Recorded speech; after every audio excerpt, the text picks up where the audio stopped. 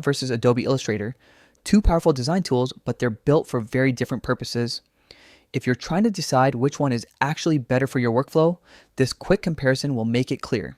First up, Figma. Figma is a cloud-based design tool built for UI, UX, web, and app interfaces. It's made to collaborate in real time, so whole teams can design together from anywhere. With Figma, you get live collaboration, easy prototyping, version history, and cloud sharing, all inside the browser or desktop app. It's perfect if you're designing screen-based interfaces and working with developers and teammates. Now, Adobe Illustrator. Illustrator is a vector graphics powerhouse, ideal for logos, posters, illustrations, and print design. It's desktop-based and part of the Adobe Creative Cloud, which means lots of industry standard features for precision artwork.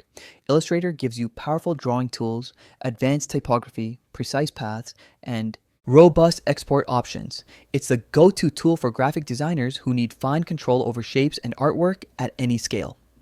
In terms of collaboration, Figma has the edge because it's cloud first.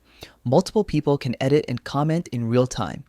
Illustrator supports sharing and libraries, but it's more file-based, so collaborative workflows can feel more manual. So here's the simple breakdown.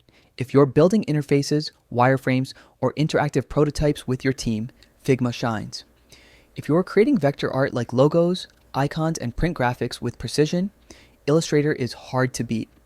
Figma tends to be easier to pick up for beginners and teams because it's intuitive and browser-based.